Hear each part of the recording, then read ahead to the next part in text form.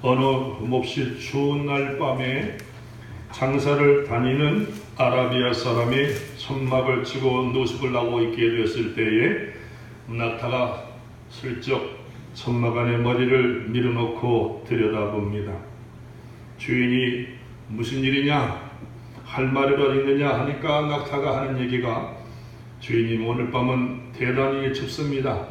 죄송하지만은 제 머리만이라도 천막 안에 넣어주게 해주십시오. 주인이 불쌍하게도 하고 측은하게도 해서 그래서 친절하게 승낙을 해주었습니다. 그랬더니 얼마 후에 이 낙타가 또 뭐라고 그래? 주인님 목도 춥사오니 목도 좀 들어가게 해줄 수 없나요? 그래서 주인이 승낙을 했습니다. 얼마 있다만 또다시 낙타가 하는 소리가, 어쩐지 서서 있으니까 괴롭고 거북합니다. 앞다리 하나만 천막 안에 들여다주면 어떻습니까? 그래서 좋은 주인이라 이것도 승낙하고 이제 자기의 자리를 좀 줄이고 낙타를 위해서 자리를 만들어 주었습니다. 그런데 낙타가 또 청을 하는 거지요. 주인님, 제가 이렇게 서 있으니 천막이 열려서 바람이 슬슬 들어오는지 차라리 제가 안으로 쑥 들어가는 것이 어떻겠습니까? 그래서 주인이 그것도 허락해 줬는데 그 밤에 주인이 낙타에게 깔려서 죽고 말았다고 그래요. 이것이 사탄의 전략이라 그럽니다. 조금만 우리가 양보하고 물러서게 되면은 바늘도둑이 소도둑 된다고 하는 그런 말씀처럼 그렇습니다. 지난주 우리가 말씀드린 로마서 1장에서는 이방 사람들의 죄를 지적했던 말씀을 여러분 기억하시지요? 썩어지지 아니하는 하나님의 영광을 썩어질 사람과 짐승과 그리고 동물 모양을 우상으로 바꾸었고, 그래서 하나님께서 그들을 더러움에 내버려 주서 온갖 죄를 짓도록 허용해 주었습니다. 그래서 가장 큰 죄의 척도가 되는 성적인 범죄, 동성애까지 나오는 것을 제가 지난주에 소개를 했습니다. 오늘 말씀은 그 1장에 이어서 로마서 2장에서는 상반부에는 도덕적으로 선하게 사는 사람들, 도덕적으로 선하게 사는 사람들에 관해서 지금 기록하고 있습니다. 남을 판단하는 사람은 누구를 막론하고 내가 핑계하지 못할 것을 남을 판단하는 것으로 내가 너를 정죄함이니 판단하는 내가 같은 일을 행함이니라. 이 사람들은 자기 나름대로 삶의 기준이 있어서 이제 나름대로 도덕이 있고 철학이 있어서 다른 사람들의 삶을 내려다볼 만한 수준의 사람들이라고 그랬습니다. 이 사람들은 오늘날 말하면 다 종교인이라 말할 수도 있겠고, 철학하는 사람들, 수양하는 사람들, 자기 나름대로 가치관의 기준을 가지고 사는 사람입니다. 천박하지 아니하고 자기 나름대로 진리라고 여기고 삶의 진선미를 가지고 산다고 하는 사람들입니다. 이런 사람들은 상대적인 의를 가지고 하나님의 심판을 피할 줄로 생각하는 거죠. 나는 보통 사람들과 달라서 천박하지 아니하고 그래도 수양하는 사람이니까, 나는 종교를 가지고 있고 나는 지식을 가지고 있고 내 나름대로 배경을 가지고 있으니까 이 세상의 심판이 와도 나는 괜찮을 것이라고 생각하는 거죠. 하나님이 계시다고 하면 나 정도로 용납해 주지 않겠냐 이렇게 보는 거죠, 이제. 그런데 오늘 저와 여러분이 기억할 것은 하나님의 심판은 인간의 기준에 따라서 여러분 심판하는 것이 아니고 하나님의 기준에 의해서, 하나님의 말씀에 의해서 정확하게 공정하게 심판하시는 사실을 믿기를 바랍니다. 여러분, 여기 어떤 물이 있을 때 말이에요. 큰 통에 물이 있을 때에 오염물이 조금만 들어가도 오염이 되는 거죠. 다른 사람보다 조금 낫고 좀 바르고 어떨지 모르지만은 하나님 앞에서는 그것도 죄입니다.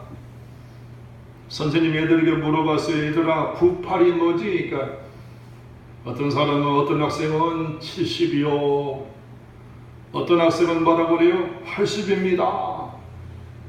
98에 72인데. 그런데 어떤 학생은 뭐라고 그래요? 선생님, 내가 더 가깝네요. 저는 70이라 그랬으니까 내가 좀 낫지 않나요? 응? 그러나 지금 말씀드린 것처럼 틀린 건 틀린 거죠. 얼마든지 간에, 얼마가 됐든지 간에 틀린 건 틀린 거기 때문에 하나님의 기준은 공정하고 정확하다 그랬습니다.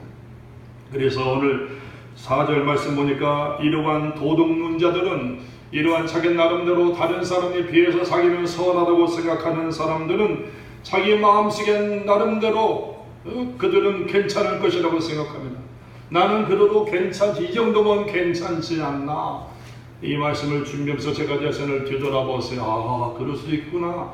안 믿는 사람들 기준하니까 그래도 내가 좀 낫지 않나 싶었는데, 하나님의 심판은 하나님이 정하시는 것인데 내 기준이 아닌데, 하나님은 중심에 따라서 심판하신다고 그랬습니다. 몇 절 말씀 보시냐면요, 같이 한번 읽어보십니다. 3절이요, 3절 4절이요. 시작. 이런 일을 행하는 자를 판단하고도 같은 일을 행하는 사람아, 내가 하나님의 심판을 피할 줄로 생각하느냐?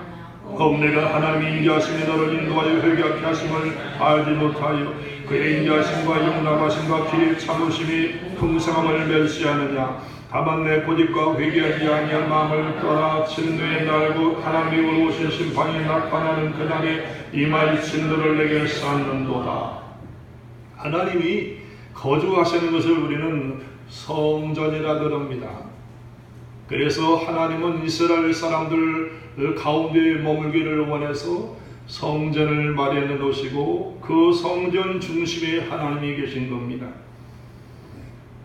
하나님은 그들 마음 중심에 머물기를 원하는 겁니다. 그래서 하나님을 상징하는 성전을 그들 가운데 지어줬음에도 불구하고 이스라엘 사람들은 성전을 모시고 있음에도 불구하고 하나님과 마음의 핀트를 맞추지 못하는 겁니다. 자기 중심으로 살아가고 성전이 있어도 전혀 개의치를 안 했어요.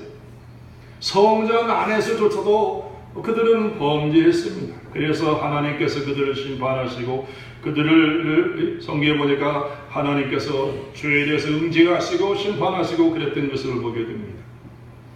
여러분, 오늘 성경 말씀에 보니까 하나님의 심판은 참되고 어렵다고 그랬습니다. 하나님의 원리와 원칙에 따라서 심판하시는데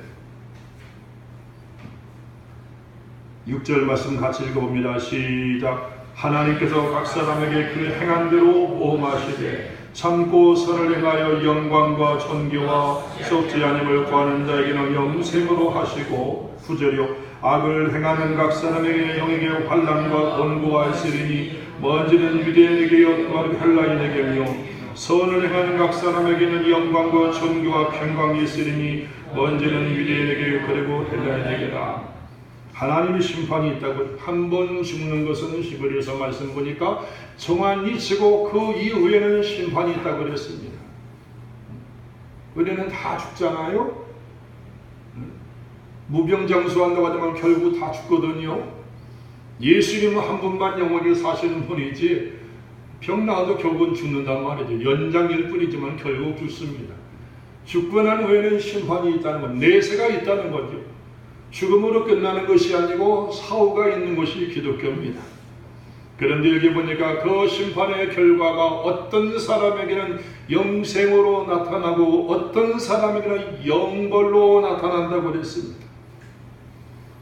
이 땅에서 심판이 여러분 완전하지 않거든요. 여러분 기억하세요. 제가 지난번에 하나님이 계신 것이 일반 역사가 증명한다, 양심을 통해서 증거한다, 혹은 자연을 통해서 하나님을 증거한다고 말하지만 완벽하지는 않습니다. 이 세상에서 악을 행한 사람이 이 땅에서 응징을 다 받나요? 안 받는 사람 많지요.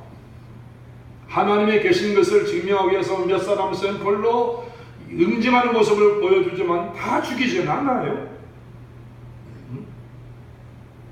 죽어가지만 사람의 기억에서 사라지지만은 때로는 의인이 악인의 모습으로 죽어가기도 하고 악인이 또 뭐예요? 의인처럼 행사하면서 죽는 사람도 있거든요. 저는 그래서 역사의 이러한 잘못된 것을 바라보면서 내세는 반드시 있어야 된다. 저는 그렇게 보거든요.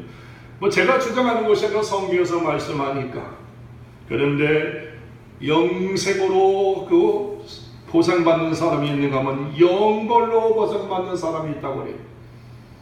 이 땅에서 우리는 바르게 살고 어렵게 살고 내가 사는 것만큼 우리는 응분의 대가를 받기를 원하지만은 다 그러진 않아요. 그러나 영원한 세계에서 성에서 궁극적으로 하나님께서 우리를 심판하시게 된다 그래서 그것이 영원한 점수가 되는데 저와 여러분이 영생을 얻는 자가 되기를 바랍니다. 그리고 여기 보니까 뭐라고 그랬어요? 죄를 지은 사람들에게 이야기하고 있습니다. 9절에 보니까 악을 행하는 각 사람의 영에는 환난과 곤고가 있으리니, 여기 영이라고 말했지만은 악을 행하는 각 사람들에게는 바로 환난과 곤고가 있다 그럽니다. 환난은 외부적인 것을 말하고 곤고라는 것은 내부적인 것이라고 원어적인 의미를 담고 있습니다. 내부적으로 활동의 폭이 좁아지는 거지. 마음이 심령이 자꾸만 웅크러지는 거지. 죄를 짓지 않으면 의인은 당당하다 그랬잖아요. 성경에 보면은 사자가 울부짖어도 의인은 당당하다 그랬는데 천둥번개 한 번만 쳐도 죄인은 벌써 가슴이 웅크러지고 그렇단 말이죠. 오늘 저와 여러분이 할 수만 있으면은 환난과 곤고한 삶이 아니라 의로운 자의 삶을, 당당한 자의 삶을, 믿음으로 경건한 자의 삶을 살 수 있기를 바랍니다. 여러분, 하나님이 심판하시는데 어떤 사람에게는 영생을 주시고 어떤 사람에게 영부를 주시는데 율법을 가진 사람들은 율법에 따라서 심판한다는 겁니다. 유대인들처럼 하나님의 율법을 맡았잖아요. 10계명을 가지고 살고 10계명이지만 성경을 자세히 들여다보면 더 세부 많은 법이 있잖아요. 거기다가 이스라엘 사람들은 하나님의 법을 더 깊이 해석한다고 잘 섬긴다고 생각을 해서 613개의 조항이 있어요. 10계명 말고 자질구레한 것들을 포함해서 365개의 금지 명령이 있어요. 뭐 하지 마라. 그리고 248개의 실천 명령을 가지고 있습니다. 하나님이 어떻게 평가하신다고요? 율법에 따라서. 우리 예수 믿는 사람이 여러분 10계명을 딱 펴면 저와 여러분이 알잖아요. 아, 내가 걸리는구나 안 걸리는구나. 겉으로 드러난 10계명이 아니고 더 깊이 들어가서 10계명의 의미를 되새김이지 하게 되면 예수님은 뭐라고 그랬어요? 마음의 음욕을 품은 자마다 간음했느니라. 마음의 형제를 미워한 사람은 살인했느니라. 뭐 피할 길이 없는 거죠. 아, 죄인이구나 나는. 이거는 심판을 피할 길이 없는 겁니다. 율법을 받는 사람들, 법을 가지고 있는 사람들에게는 하나님의 율법에 따라서 심판하십니다. 그러면 율법을 받지 못한 사람들은 어떻게 심판하십니까? 율법을 받지 않은 사람들은 하나님의 율법 심판에서 제외가 됩니까? 14절 말씀 같이 봅니다. 14절 15절이요. 시작. 율법 없는 이방인이 본성으로 율법의 일을 행한 때에는 이 사람은 율법이 없어도 자기가 자기에게 율법이 되나니 이런 이들은 그 양심의 증거가 되어 그 생각들이 서로 혹은 고발하며 혹은 변명하여 그 마음에 새긴 율법의 행위를 나타내느니라. 이스라엘 사람들은 하나님의 택한 백성이라 그래서 그들은 하나님의 선민의식을 가지고 있고 율법을 받아서 율법에 따라서 하나님을 심판합니다만 이스라엘 사람 이외의 모든 사람들은 다 이방 사람들입니다. 이방 사람들은 뭐 우리 한국에 지금은 복음을 받았지만은 복음을 받지 못한 나라 사람들 혹은 다른 많은 사람들을 어떻게 심판하냐 이 말이죠. 여기 보니까 율법을 받지 않은 사람들은 양심에 따라서 심판한다는 거예요. 뭐에 따라서요? 양심에 따라서. 양심도 여러분 오염된 양심이고 깨끗한 양심이 있잖아요. 우리는 오늘 이 시대를 살아가면서 양심이 거리끼는 것들이 있거든요. 저도 지난주 회개할 것이 하나 있어서 회개를 안 했는데 양심이 거리끼는 것이 하나 있어가지고 하나님의 법에는 괜찮아요. 저축이 안 되지만은 양심으로 드리다 보니까 걸리는 게 아니라서 내가 하나 회개했는데, 율법을 받은 사람들은 율법에 정죄하고 율법에 의해서 심판을 받지만은 이 율법을 받지 못한 사람들 심판은 어떻게 하느냐? 양심. 지난주 말씀드렸지만 칸트는 인간의 양심이 하나님의 법정과 같다 그랬어요. 계명을 받지 못한 이방 사람들이 마음의 센스가 있어요. 양심의 센스입니다. 누가 가르쳐주지 않아도 거짓말하면 벌써 양심이 움츠러드는 거예요. 마음에 떨리는 거예요. 천둥번개 치면은 죄진 사람은 괜히 무서운 거예요. 이제 하나님은 인간을 바로 이처럼 마음에 있는 양심에 따라서 심판하십니다. 내가 하나님 복음을 못 들었어, 나는 십계명을 모른다고 우리가 핑계할 수가 없어요. 그 양심이 하나님이 계신 것을 알고 그가 악한 일을 했는가 아닌가를 스스로 알기 때문에 그걸 피할 길이 없다고 하는 겁니다. 그런데 율법으로 심판하고 그리고 양심으로 심판하게 할 때 모든 인생들이 결국 다 뭐로 발견돼요? 죄인으로 발견이 되는 거예요. 죄인으로. 의롭다고 하는 인생이 없어요. 성인군자라고 하는 사람들 여러분 어때요? 뒤돌아보면 다 걸려요. 다 죄인이에요. 하나님은 인간들이 율법을 따라 살고 양심에 떳떳해서 살기를 바라지만 인간식의 나에게서 연약해서 엎어지고 깨지고 인간을 구원할 수가 없어요. 그래서 성경에는 의인은 없나니 한 사람도 없다고 그랬어요. 하나님의 기대치가 너무 높았나 보죠. 의인은 없나니 한 사람도 없다 그래서 하나님의 최종적으로 인간을 심판하시는데 믿음의 유무를 통해서 심판하신 걸 믿기를 바랍니다. 기독교인이 받는 심판은 믿음의 유무에 따라서 받는 거죠. 하나님께서 예수 그리스도를 통해서 이 땅에 보내주시고 십자가에 못 박혀 죽게 해주시고 그분이 우리 모든 죄짐을 다 짊어지셨기 때문에 그분을 믿고 고백하는 자에게는 하나님의 죄값을 탕감해 주신다는 거죠. 불법의 사심을 받고 그 허물을 가림을 받은 자는 복이 있도다 했던 시편 기자의 다윗의 말처럼 오늘 저와 여러분이 주님의 은혜로 구원받은 자가 되기를 바랍니다. 그리고 고백만 해주는 거죠. 제가 말씀드렸잖아요. 기독교인의 삶은 주님께 시선을 고정하는 거예요. 완전하려고 하지 마세요. 고백만 해주는 거예요. 고백만 해주다 우리가 서서히 변화가 된다 이 말이에요. 하나님의 말씀이 생명의 안에 심겨졌기 때문에 시간이 흘러가면 그 말씀의 씨앗이 자라나서 세상을 이길 수 있게 하시고 유혹을 이기게 해주시고 악을 벗어날 수 있게 해주신단 말이죠. 마귀의 총로를 해서 하나님을 향해 나갈 수 있게 해준다 이 말씀이죠. 여러분들이 힘으로 살려고 하면 힘만 들어요. 피곤해요. 죄질 때 여러분 주님을 바라보세요. 주님을 생각하세요. 하나님의 막을 길을 해주시니 피할 길을 해주시고 그렇다 이 말이에요.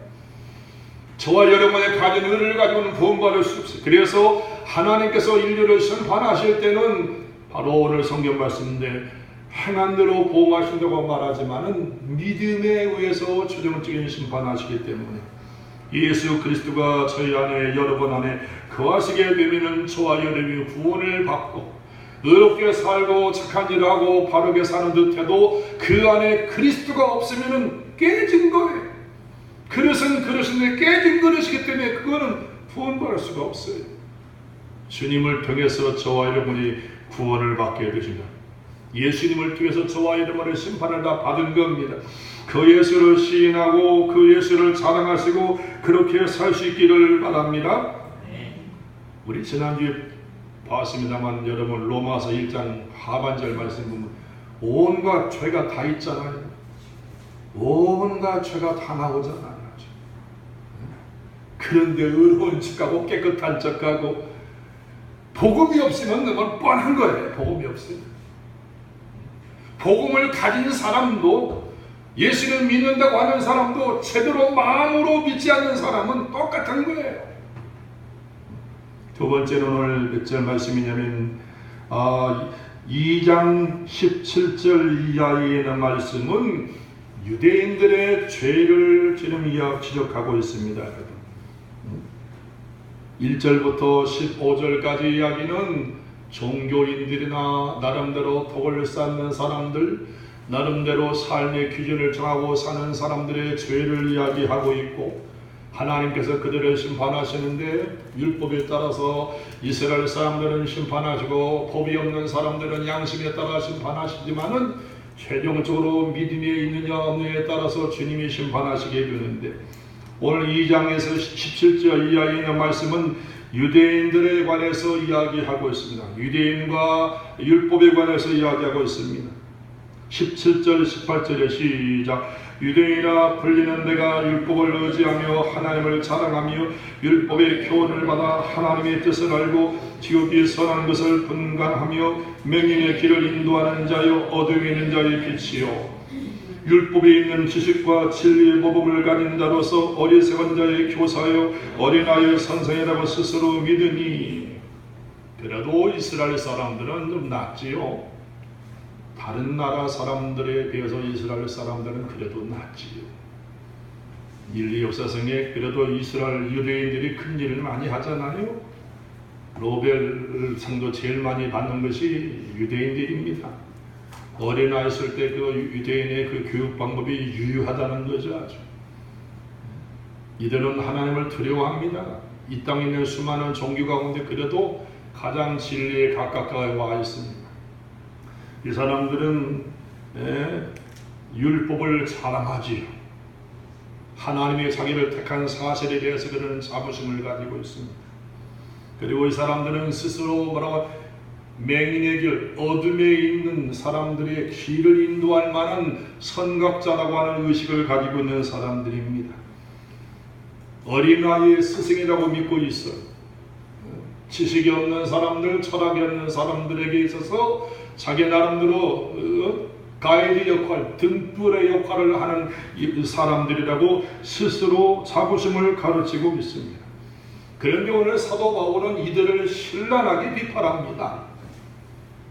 21절 읽어봅니다. 시작. 그러면 다른 사람을 가르치는 내가 내 자신은 가르치지 아니하느냐? 도둑질하지 말라 선포하는 내가 도둑질하느냐? 간음하지 말라 말하는 내가 가증하느냐? 우상을 가증 여기는 내가 산 물건을 도둑질하느냐? 율법을 자랑하는 내가 율법을 범함으로 하나님을 욕되게 하느냐? 이스라엘 사람은 하나님의 택한 민족으로 율법을 가지고 살고 십계명을 가지고 믿음의 조상은 아브라함이 있고 선지자의 대표되던 모세가 있고 수많은 선지자가 많습니다만은 오늘 사도 바울은 말하기는 결국 너희가 율법을 가지고 있고 하지만은 너희도 사실은 만만치 않다는 거예요. 이스라엘 사람은 율법을 가지고 있고 최고의 또 자부심을 가지는 것이 할례를 받았다는 거죠. 할례. 하나님의 언약의 백성으로서 몸에 피를 흘림으로 할례 받은 것이 가지고 있다는 거죠. 사도 바울이 그들을 신랄하게 지적하면서 뭐라고 하냐면은 너희가 법을 제대로 써야 되는데 너희 스스로가 스승이라고 믿고 맹인들의 빛이라고 여기고 선각자로 여기는 자부심을 가지고 있는데 결국 너희가 행하지 않으면 너희도 똑같지 않냐 이 말이에요. 너희 스스로가 판단하고 정지하고 너희는 탁월한 민족이라고 말하지만 너희도 행하지 않으면 똑같지 않냐 이 말이에요. 율법을 가지고 할례를 가지고서 무슨 소용이 있냐 이 말이에요. 오늘 예수 믿는 저와 여러분에게 적용한다면 그 이야기예요. 우리가 죄와 사망에서 벗어나서 그 표를 가지고 있는 자로서 우리가 세례를 받고 교인이 되고 직분자가 되었는데 행하지 못하는 삶을 살면 너희가 뭐 자랑하겠냐 이 말이에요. 표면적으로 유태인 것을 자랑하지 말라는 거예요. 혈통적으로 혹은 뭐예요? 할례 받은 것 자랑하지 말라는 거예요. 내용이 없는데, 내용이 썩었는데, 마음이 하나님을 모시지 않는데 그것이 무슨 소용이냐 이 말이에요. 오늘 예수 믿는 신들도 비슷한 케이스를 당하고 있습니다. 초대교회 신자들은 생활을 받았는데 요즘은 사회가 복잡해지다 보니까 예수 믿는 분이 장로가 돼서 그래서 정치도 하고 뭐 학자도 되고 뭐하고 하는데 뭐 좋죠. 나 어느 게 장로입니다. 간판은 좋은데 내용이 없는 거죠. 이제. 들어가면 진리가 없는 거죠. 내 마음에 주님의 법을 모시고 주님과 교제하는데 그 그거 놓고 간판만 가지고 사니까 온갖 썩은 냄새가 다 나는 거야. 한국교도에 되는 예의가 아니라 이 말이에요. 기독교인이 800만 900만이니까 조직적으로 도와주지 않으면 정치도 못하거든요, 사실은요. 그러니까 이제는 다 약점이 다 잡혀가지고 바른 말도 못하고 목사들 빼고 회의해야 되고 하죠. 아니요를 못하니까 침묵하니까 그러면 이 국민이 어디로 가냐 말이에요. 다 양심이 화인 맞고 다 죽겠어요. 진리를 떠나 있기 때문에. 오늘 여기에 나와 있는 17절 이하에는 유태인들에 관해서 이야기하면서 유태인들이 지금 어둠에 있는 자의 빛이요 율법에 있는 지식과 그리고 진리의 모범을 가진 자고 어리석은 자의 교사로 믿고 있지만 결국 그들이 특권의식을 가지고 있지만은 사도 바울이 볼 때는 그거 다 헛소리하지 말라는 거예요. 표면적으로 겉으로 보이는 유대인이 아니고 마음의 할례를 받으라. 혈통을 자랑하지 말고 할례 받고 자랑하지.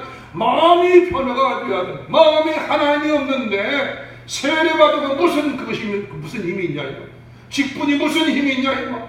목사의 타이틀이 무슨 힘이 있냐 이거. 진리가 없는데 마음에 주님을 모시지 않는데. 여기 사도 바울은 뭐라는 21절 22절에 보면은 도둑질을 한다고 그랬어요. 신전 물건을 도둑질을 한다고 그랬어요. 유태인들을 향해서 우상을 섬기는 곳에 들어가서 그걸 훔쳐오기도 하고 요세푸스라고 하는 역사가의 증언에 의하게 되면은 그런 부패상이 많았다는 거예요. 그 당시에 겉으로는 거룩한 차고 하나님의 법을 가졌다고 그러고 뭐 자랑하는 듯하지만은 내용상 들어가면은 말씀과는 무관하게 산다. 너무 율법과 무관하게 산다는 말이지. 이제 이 사람들은 말씀을 자랑하지만 율법을 자랑하지만 할례를 자랑하지만 그 마음에 하나님이 없는 거예요. 하나님이. 한국 교회가 그럴까봐 겁이 나는 거지요. 불법을 자행하는 사람들이 그럴까봐 그러는 거죠. 28절 29절 같이 읽어보듯이 28절 29절에 시작. 무릇 표면적 유대인이 아니오 표면적 육신의 할례가 아니니라. 오직 이면적 유대인이며 할례는 마음이 할지니 영이 있고 율법 조문이 있지 아니하는 것이라. 그 칭찬이 사람에게서가 아니요 다만 하나님에게서니라. 이해되시나요? 겉으로 나타나는 것으로 유대인이라고 자랑하지 말라는 거예요. 유태인이면 유태인답게 살라는 얘기예요. 성도면 성도답게 살라는 얘기예요. 세례받은 거 그거 아무 통원이 없는 거예요. 직분 받은 거 말씀대로 못 사면 아무 소용이 없는 거예요. 목사도 마찬가지고 그게 무슨 의미가 있습니까?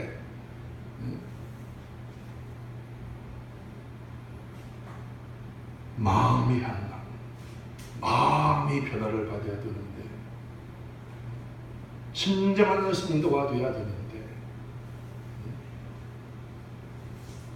전도하다가 우리가 만나면 그러잖아요. 우리 아버지가 목사고 우리 어머니가 권사고 하나도 안 들어오잖아요. 우리는 하니까요. 이 사람 불신앙이구나. 전도할 때 벌써 자기 주변 얘기 나오면은 그 사람 그게 문제. 당신이 지금 모셔야 되는데 왜 주변 얘기를 하냐 이 말이지.